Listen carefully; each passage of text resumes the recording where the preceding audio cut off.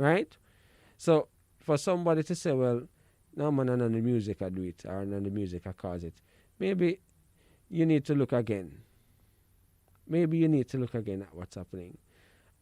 Or young people, they're feeding on things that make them even more vicious than ever. Mm-hmm. Because listening to that plus whatever mix up, they mix up with whatever they're smoking and all these things. Because they're not smoking just regular thing, they have to mix up. Right? Mix up. I wonder what kind of seasons cliff them smoking. Yeah, to be honest, it's a lot going on right now. It's a lot going on right now when it comes down to our society. Earlier this morning, Pastor Taylor was saying we also have another issue where children are having children. So the elderly advice or the advice of wisdom and all of that to be passed down is not there because it's a child advising a child having a child, so then they would know they won't have the full some knowledge and wisdom to pass on.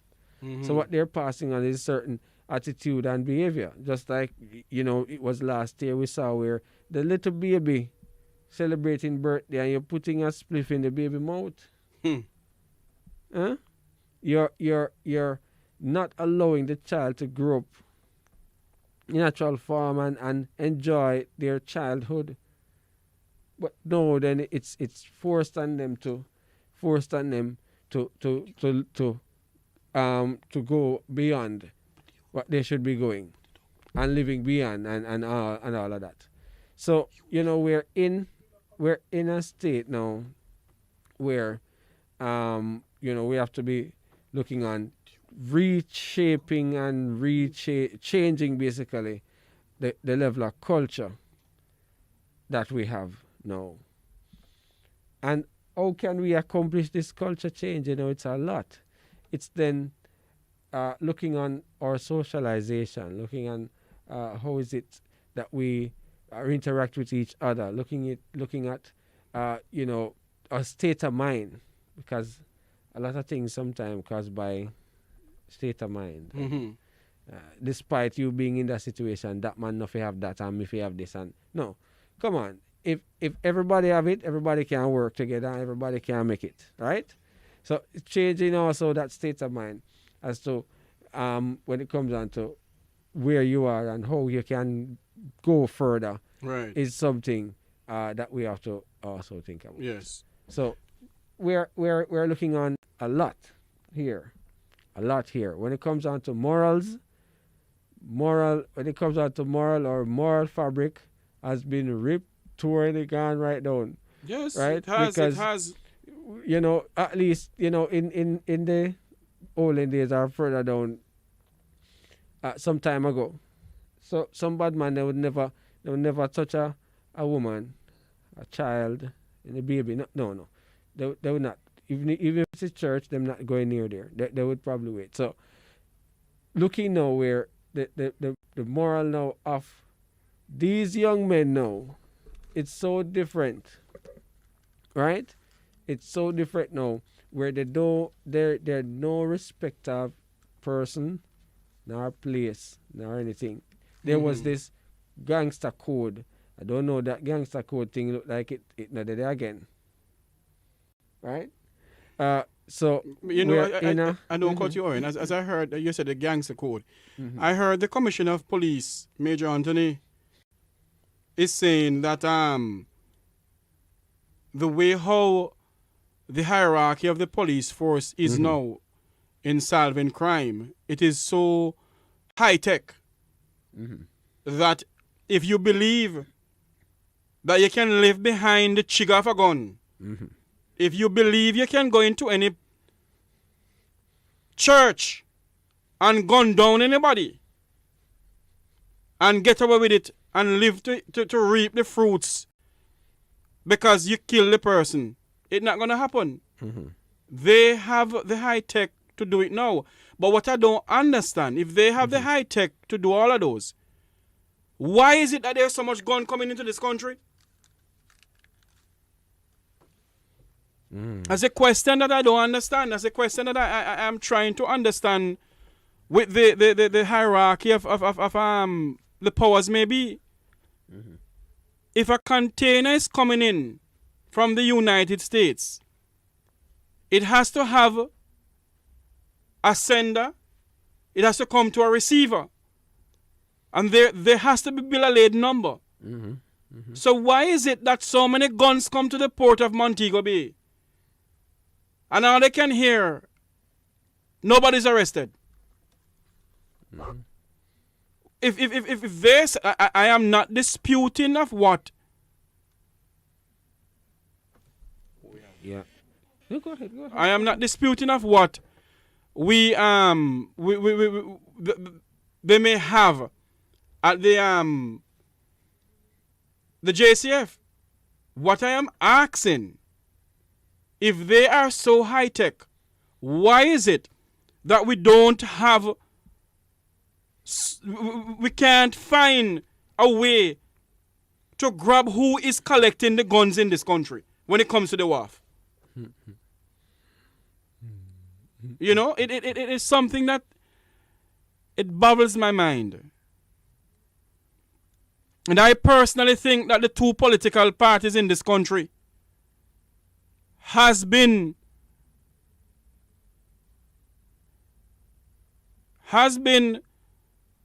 good morning, Pastor Taylor. Good morning.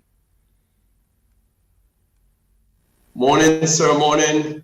I'm not seeing you. Oh, Lord.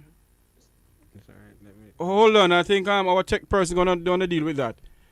Yes. We were talking about the crime situation in our country, Pastor Taylor. Yes, sir.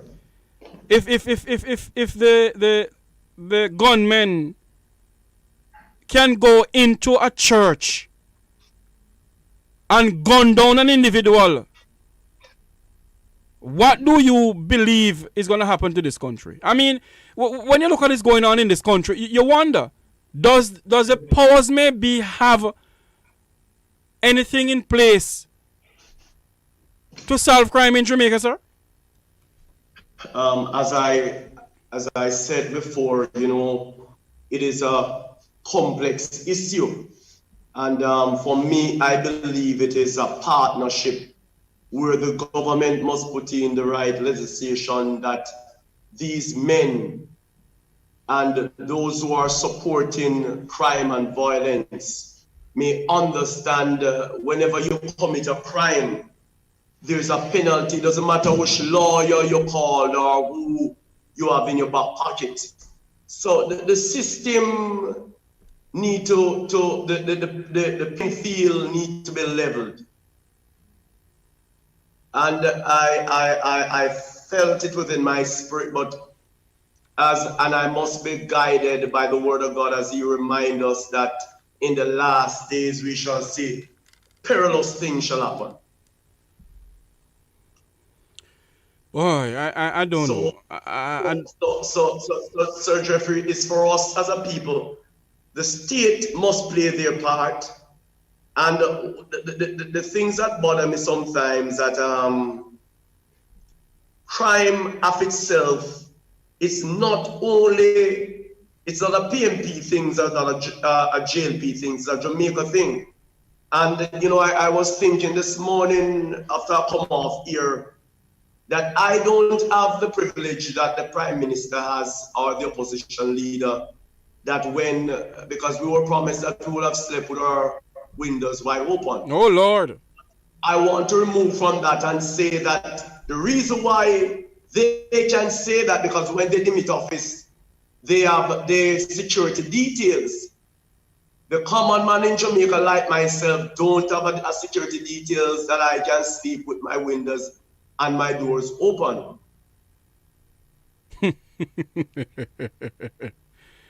The PM made a blunder. He said it on a political campaign trail. But you know something, Pastor Taylor? The both political parties in this country has failed the people of this country miserably. when it comes on to securing the people of this country? What I believe went wrong and still is happening, that when it is that time, that festive time of the year, every 4 years or every 5 years, that these people go on a platform and it is publicized as a JLP matter, and it is publicized as a PNP matter, but everybody, the both sides must take the collective responsibility that they themselves have a responsibility to serve. You know, that is so true. But when you look onto it, Jamaica has been plagued with a crime problem for many years. Yes. The two political parties in this country, from when you check the crime statistics in Jamaica, both of them, the both parties to be blamed. The both parties to be blamed. And likewise, we the Jamaican people. Of course. Because we the Jamaican people sit down over the years and we accommodate what we are given. And we as a people must lift our standard and say too much is given, much is expected, because these men and women, we try to pay them well even when they left office. As I said, and I will say it again, they have a security details. Okay. And I tell you something, you know. They have security details. And who is securing us? The taxpayers of this country pay for the security details. Who is securing the people of this country? And the both parties playing politics with the life of Jamaican people. Yes. You know? So, you know, the question that we need to ask, how can we as a nation solve our crime problem? Just give me a moment. It's not hard. Just give me a moment. It's not hard. It's for us to just come together as a people. Then, if we come together as a people, as a nation, we come together and we said, okay, what is our crime what is our crime plan in this country? Yes, coming together is one, but what is our crime plan going forward? For me, a crime plan is very complex, and to have a crime plan, it seems, because crime mutates, it changes by the minute, it changes by the hour. So even if you have a plan, every day you have to go back and to revise that plan, because these guys are probably 10 steps ahead of us. and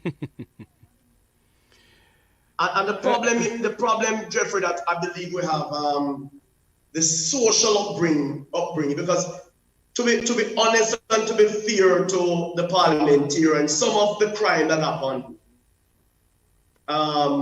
they can't do anything. It is stem from the home, because when you hear what happened with that lady, you know, you hear many rumors and you hear many things. It seems like some family dispute went wrong. Mm-hmm. So now we have to educate our people that as a civil society, we can do things much better without fighting, without killing over 2 shillings, because our life is more important. Yes, but Jamaicans on a whole, they believe that when our family members dead, they believe, yes, one in the household believe that everything must come to them. Back in the days, you know, you used to fight with fists and you fight with that and, you know, you're done with. Now it's gone. That's why, you see, I told my family members, you know, listen to me, I come here with nothing and nothing I shall go with. If you can't give me this, you're not alive, no bother with it. You're not dead. You can't stay with it. Well, the same here, I would have told my church congregation and tell my family members that whenever I die, I can just get a piece of cloth, wrap my body in. I don't even need a casket. Give it to the poor and lay the remains, because ashes to ash, dust to dust. Yes. And I rightfully believe when you're alive, you must get all the accolades. Yes. Because dead man tell no tales. Right, because, you know, we in this country, and a lot of people don't vex with me, but we in this country, we worship too much dead. When you're dead, you're dead. Yes, I believe so. We put too much emphasis. And when you look, you know, the constabulary force of a slogan that said, crime pays. And I was doing my own research when it said crime pays. Pays who? Hold on for me, Pastor Taylor. Hold on for me. I think I have the opposition leader. Good morning to you, Mr. President of the People's National Party, Opposition Leader Mark Golding. Good morning, sir. How are you doing, sir? How are you? I am doing good. How are you doing? I'm well, thank you. Glad to be with you. Thank you for coming on to our platform. Greetings, here. sir. Greetings to you too, sir. Thank you for coming on. My pleasure. I have with me Pastor My Taylor. pleasure. I have with me Pastor Taylor up in rural St. Andrew, who is online with us too, opposition leader. Great. Nice to meet you, Pastor Taylor. Morning, Leader Golden. Mr. Golding, we're gonna go to the 11:30 break in the summit, but I want to ask you a question before I go to the 11:30 break. Since you take over the leadership of the People's National Party, sir, what has been the feedback of members within your own party towards you?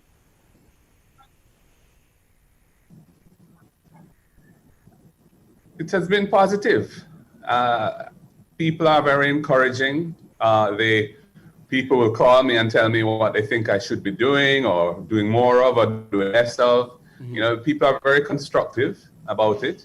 There are a few people I'm aware of in social media who have been criticizing, but, you know, they're a very small group, and, you know, I'm hoping that with time they will come on board and be more constructive in their approach. So overall, I'm very happy and comfortable with how it's going. Thank you. You have persons within your party. Well, the wider Jamaica is saying that there's a rise united within the People's National Party. Is that so, sir? No, there's no... Rise United was the name of a campaign for the presidency over a year ago, 2019. And that campaign ended in September 2019. We're now in 2021. Since then, we've had another presidential campaign, and I was one of the candidates, a successful candidate, and I had people joining me from both of the previous campaigns, from the Rise United campaign and from Dr. Phillips' campaign, which was called One PNP. So we have really deliberately gone out to sell the message that we have no ongoing campaigns within the party. You know, the election is over. We're one party, and we are focused on being an effective opposition and going to be must unite. So a lot of effort is being put into ensuring that that is a consistent message that we carry to our membership and to the wider public.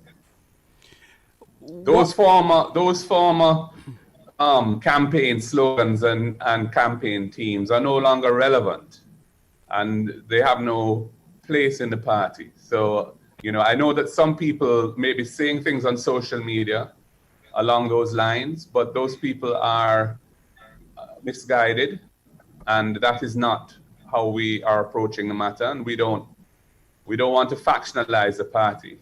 There's no future in that. The public and our own supporters want us to come together and be a cohesive team. And that is what we're building. Opposition leader, we're going to take a commercial break. We'll be right back and make we talk here on Roots 96.1 FM. Where music is played, copyright owners must be paid. This time, where music is played, copyright owners must be paid. This time signal is brought to you by Jamaica Music Society. The time by Jams is healthcare workers are to ensure lives are saved and people recover quickly from COVID-19. But their work is becoming harder because you're not wearing your mask, washing your hands with soap and water, or using hand sanitizer, and you are not maintaining physical distance. Let's limit the need for hospital beds and ventilators. Do the right thing. Cover your nose and mouth with a mask. Practice good hand hygiene and maintain a physical distance of 6 feet between you and others. COVID-19 is not over. Protect yourself while protecting others. A message from the Ministry of Health and Wellness. Didn't renew your public passenger vehicle or commercial carriage license in 2020? Well, make use of this great opportunity to operate legally. Submit your application between February 1 and March 31, 2021 to avoid the penalty for late submission. Visit your nearest Transport Authority office or log on to our website at ta.org.jm and apply for your road license. A message from the Transport Authority regulating public transportation to make it safer for all Jamaicans.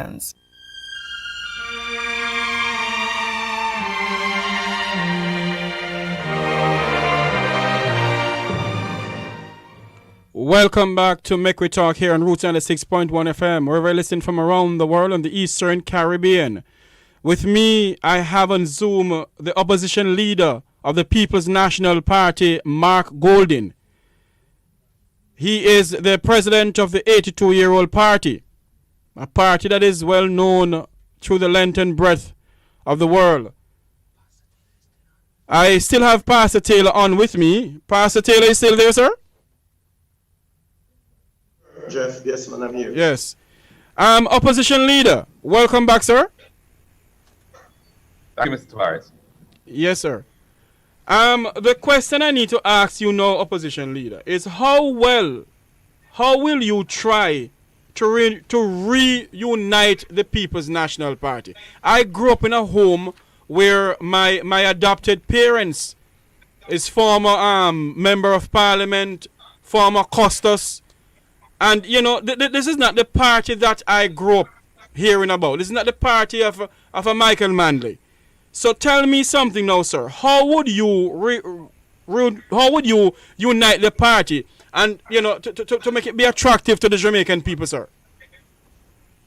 Yes, well, first of all, we acknowledge that over the last 10 to 15 years, we have had several internal contests, at the end of which, or each of which, there have been unsettled issues of rifts, so to speak, sometimes more serious, sometimes less serious, but we have never focused on trying to resolve them in a very concerted way. And we are now changing that approach, and we have decided that it is time that we settle those issues once and for all and accept the need to come together and unite and show the country that we are a united force. So what we are doing, we have established a committee, we call it the Unity Committee, on which we have 9 members by somebody who was not involved in the recent campaigns within the party, somebody who's a senior, former senior member of the party. And it has persons who are senior in the campaigns of both Comrade Lisa Hanna and myself. And they have been designing a process with external assistance, professional assistance, to bring everybody together. And we in fact had our first activity on Sunday gone, up at a retreat in the mountains. 6 hours it was, with the officers of the party coming together and doing team building and so on. And we are going to continue that process. And everybody's committed to it. And it's actually quite an enjoyable process, though, obviously there are issues that we're being frank about, and there are issues that we're resolving. but it is being done in a spirit of togetherness. And I think also we had a church service 2 or 3 Sundays ago, I think 3 Sundays ago, which was a service of recommitment to nation building. And that was all about showing unity. And I delivered a message to the party, which was streamed live, and a video of it has been circulating on social media. I saw it, sir. In which I basically explained what I believe our message is, the core of our message is, what we must unite around, what we stand for as a party, and the fact that there's no room for division and we must move forward. I mean, in an organization as large as ours, you don't have to necessarily be close personal friends with everybody. It is a unity of purpose, a common purpose that you feel committed to while you're in the movement. And once you have that forefront in your mind, and you will subordinate any personal issues to the greater good of the organization and the movement and the people of Jamaica. So we are doing that. I'm also on the road. I'm nearly wrap up. I'm on the road. I've been visiting different parishes on a weekly basis, and I'm encouraging senior members of the party to come with me, persons who may not have supported me included in the camp recent internal election, just to show that we're working together.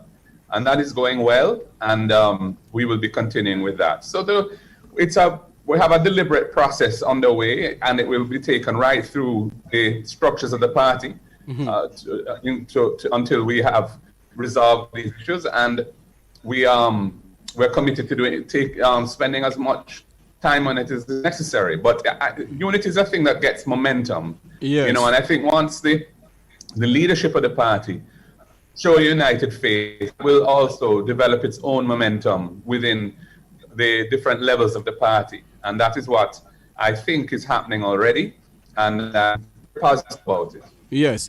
Party leader, opposition leader, I should say.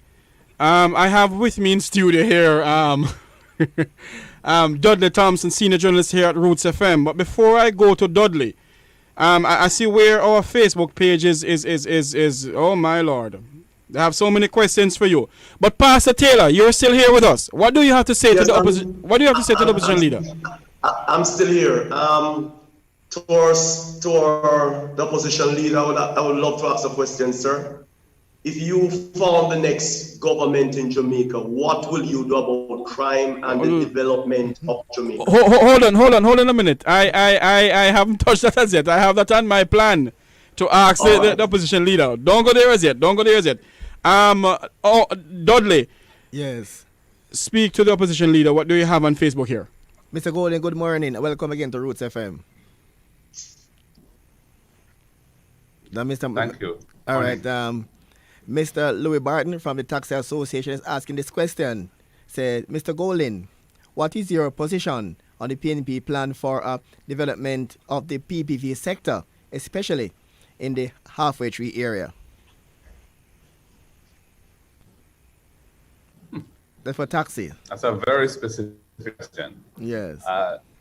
Yes, for the taxi men. We recognize that the taxi sector within the transportation industry is a crucial part of the overall transportation system. It provides a livelihood to many Jamaican families, and of course provides commuters with options which they would not otherwise have. We know that there are challenges from time to time in terms of the regulation of the sector and the pricing and so on. And this is something which we believe in consultation and dialogue. And our spokesperson, Mikhail Phillips, is somebody who has been shadowing that area for us for a few years now. We have met with various organizations within the taxi subsector, and we always want to be aware of their concerns and their needs so that in fashioning policy, we can be responsive to that. Policy is always a balancing of interests.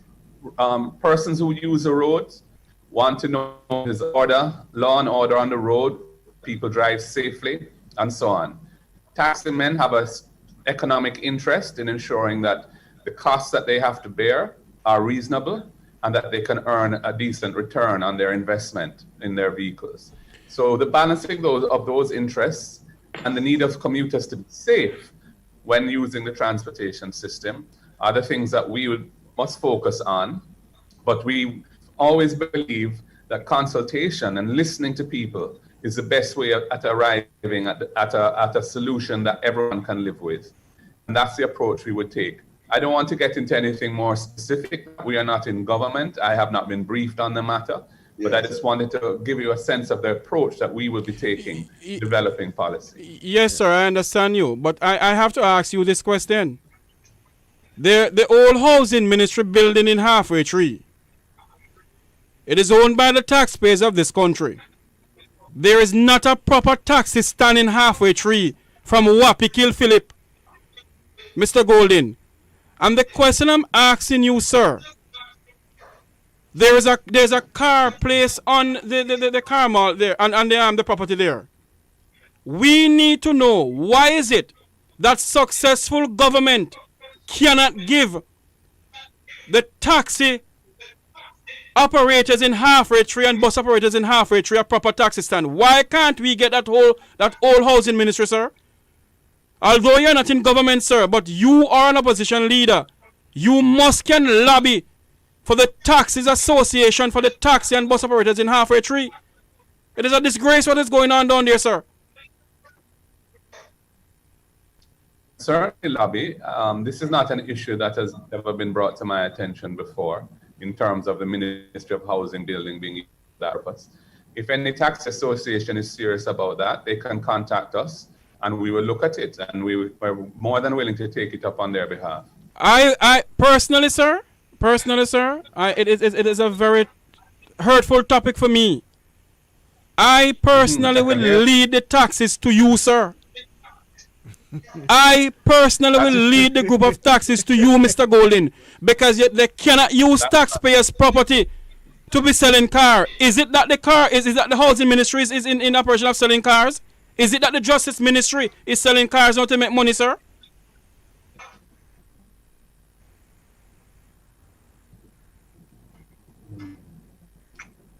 I see it, Mr. Golden at all. Look like Mr. Golden is still there, sir? I'm sorry. I think I'm still here. The internet connection was a little spotty, so I lost a little bit. But yeah, I accept the need. I mean, Halfway Tree is a major transportation hub. We built the transportation center for the JUTC buses, which was a major step forward. The taxis are underserved in the area, and a solution can be found, I believe, to that. Maybe the Ministry of Housing building is a possible solution. We'd have to look at it, and see exactly what it is. I know, for example, the Ministry of Justice has used a large property in that area. The same property, sir. A justice center. Sorry? It's the same property they're on, sir. That's right. I'm aware of that. But you're saying that there's more than enough room for it to be used for the taxi men. Yes, sir. What they can do, Mr. Golden, if the government of this country, if the both political party of this country has the Jamaican people interest at heart, they can lick down the old housing dilapidated building that is down there that serve no purpose. Same way they can give somebody to put their cars on to sell. They can put a taxi stand down there for the taxi operators, the bus operators that travel from Portland, St. Mary, Halfway Tree to Hagley Park, Halfway Tree to wherever. A taxi can go there, sir.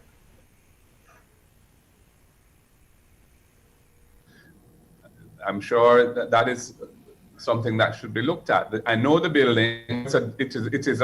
It was an abandoned building because I toured that building myself when I was Minister of Justice. It was not in use, and it's a large property. I think the bottom section is being used by the Ministry of Justice, but the top section is where that multi-story building is. I'm not sure exactly what it's being used for now. You're saying it's being used for a private car operator? Yes, sir. On the public land. So and public land owned by the taxpayers of this country. As I said. That's right.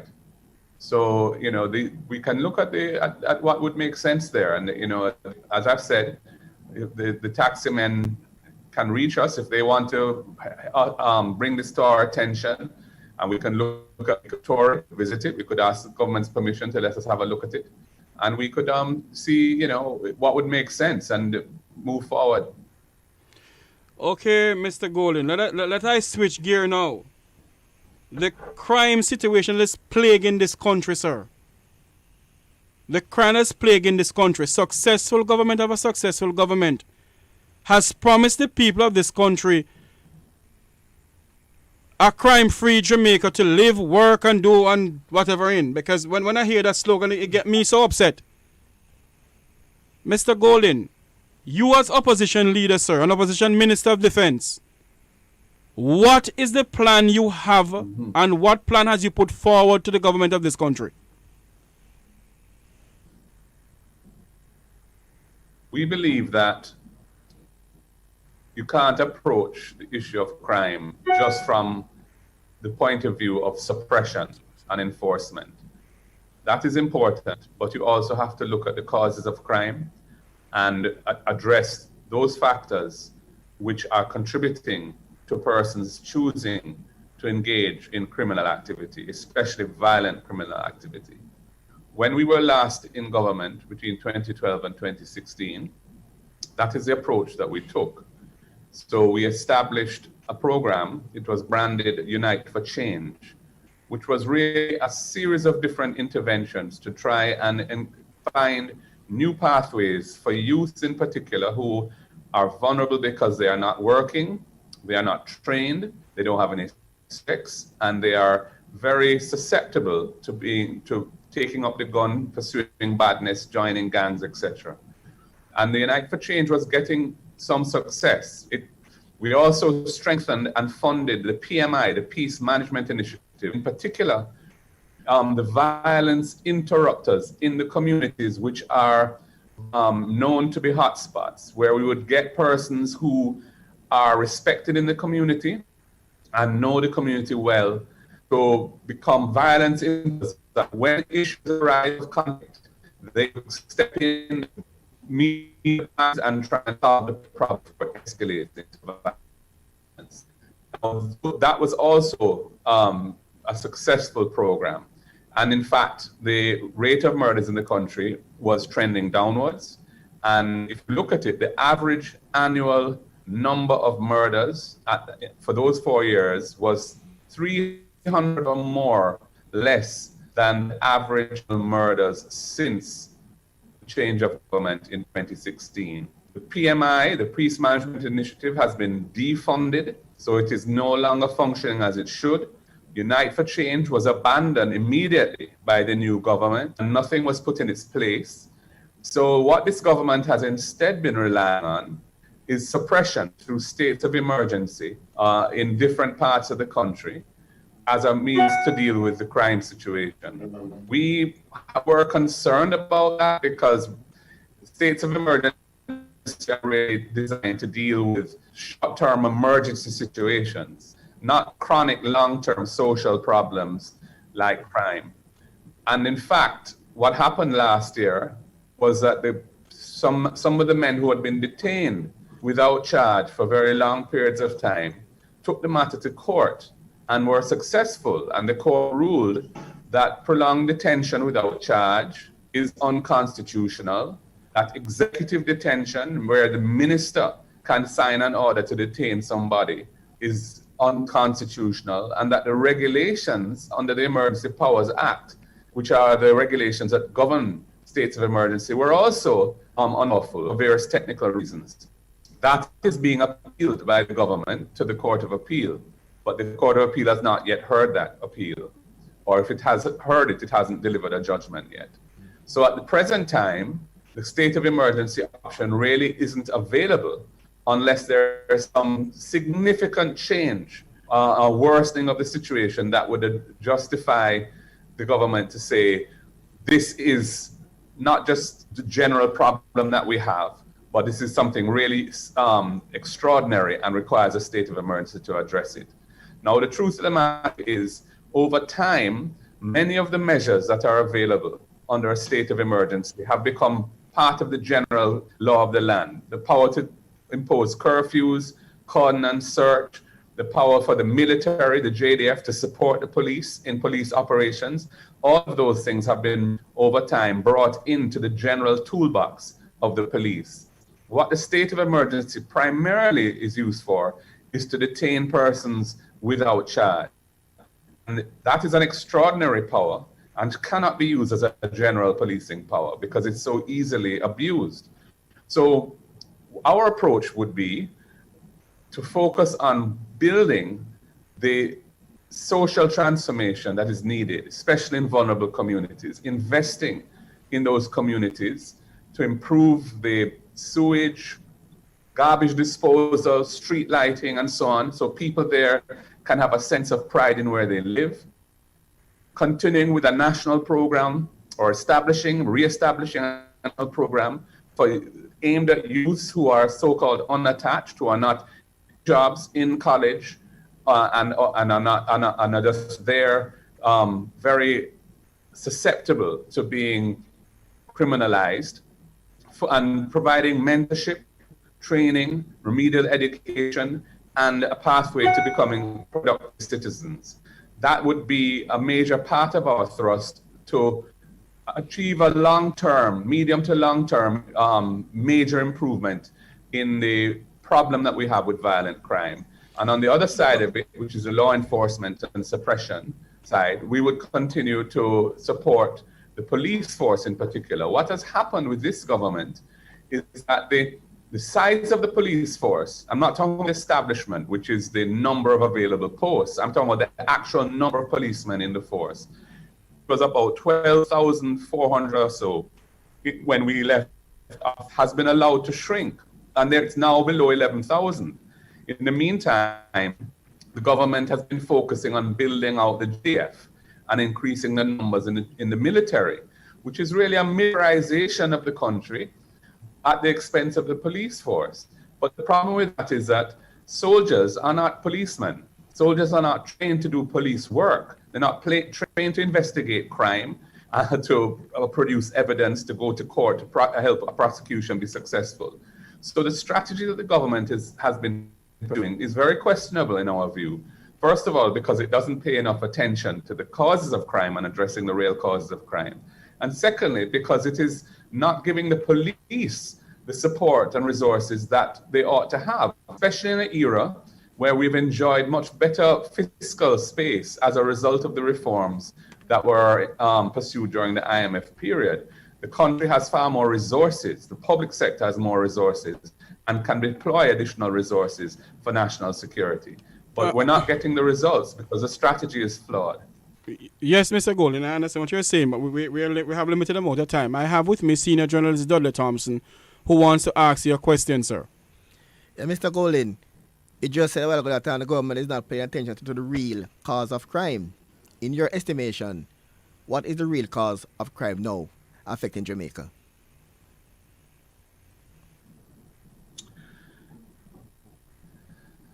That's a really deep question, Dudley. I think there are many different factors: psychosocial, cultural, and economic. I think the weakness of the family and parenting, too many young women, teenage pregnancies, single parent families where the children aren't getting all of what they need. I think inadequate attention to early childhood development. And then I think also we have a problem, obviously, with the proliferation of gangs and young men who are allured into the gang culture and the participation in criminal networks because there are no other opportunities available to them. So those are some of the factors, I think, that are contributing to the crime problem. And the linkages between our criminal networks here, persons abroad, Jamaicans abroad in particular, who finance their operations. And Yes. Nothing seems to be done about that. And that is a major problem. Yeah, that's true. And Mr. Golden, we just have a little bit amount of time leave. The question I want to ask you, Mr. Golden, is this. I see where the police is saying that they have seized some guns at the wharf in Montego Bay. Your opposition spokesperson and on national security, Mr. Peter Bunting, he has been in there for a little while. He has been looking out against it. The question that I want to ask you is that so many guns coming into the country. You, as the Minister of Defense, I'm pretty much sure. I don't know if you get daily briefing. I don't know if you're Opposition spokesperson. But I don't know if he's obliged in getting briefing put into the security apparatus in Jamaica. But the question I want to ask you, sir, what can you do if your party, the People's National Party, should form government the next election? What would you do to stop the guns coming into Jamaica around the ports, the sea, and air? What would you do, sir? That is an ongoing major challenge for Jamaica because of our geography, the fact that we're an island. We're very, it's very easy for small craft to come into various ports of entry, formal or informal. And we are all on the transshipment route between Colombia and South America and North America. So this is a very difficult problem. I think the key to it is really for strengthening the bilateral arrangements between ourselves and the United States in particular. There's a small arms convention which Jamaica is a signatory to that seeks to prevent proliferation of small arms around the world. That, I think, is a good start, and we need to really work with our partners to try and minimize the flow of weapons out of the U.S. into Jamaica via Haiti, via the Bahamas, and so on. In terms of actual prevention, of physical prevention, that is a work in progress. Obviously, that depends on the military assets that are available, whether it be surveillance aircraft, Coast Guard, boats, and so on, and radar and other surveillance apparatus. And that is an ongoing building out, which just depends on the resources that are available to be committed to that. But I really do believe that an important element in this is the bilateral arrangements. You may be aware, and the former U.S. ambassador spoke to this on one occasion, that they were trying to sign an MOU with the government to facilitate the better control over this issue, better control over the movement of weapons and other contraband across borders. Yes. And the government had it sitting on for ages and ages. I think it's still not signed, although I believe it is now with the U.S. for them to review what the government has proposed. But my problem with this is these things must be done expeditiously. When we came into office and we were faced with a lot of scamming phenomenon and there was no legislation in Jamaica to deal with it, we developed that legislation and passed it within 6 months. And it has been used extensively to fight a lot of scamming situation, which is still a problem, but there are a number of convictions under that legislation over the years. This, if you don't respond to problems in a timely way, they fester, they get worse, and the whole situation continues to unravel. So part of what we would do, I would commit to, is a much more proactive approach towards development of key legislation that is needed to solve problems, and strengthening the bilateral arrangements by not sitting on them and ensuring that the things that need to be done are done quickly. Thank you very much, Opposition Leader Mark Golin. Are you willing to come back on with us, sir? Certainly. I'm more than willing. Okay, sir. I'll make the arrangement with you. Arrange another time. Yes, sir. And I will arrange with Thank the you. president of the Taxis Association, Mr. Barton, to have a meeting with you, sir. Yes. Thank you very much. Yes, man. Yes, sir. I would look forward to it. Thank you. All the best, gentlemen. Thank you very Thank much, you, Opposition thank you. Leader Mark Thank you. Golin. Thank you so much. This has been Make We Talk here. Oh, my Lord. I am so sorry I have Pastor Taylor still on. Yes, I'm still on. I'm still here. Oh, Lord. Pastor Taylor, I'll call you, sir. I'm sorry I come to the end of the program. I forgot that you're on. Lord have mercy. Pastor Taylor, I do apologize to No you. problem. I was just tuning in. No problem, man. I'm here. I'll call you when I'm finished here. On the behalf of all of us here on Route 96.1 FM Make We Talk, I am Jeffrey Tavares saying so long until next week when we have a very robust discussion again. May God bless you. May God continue to bless Jamaica land we love.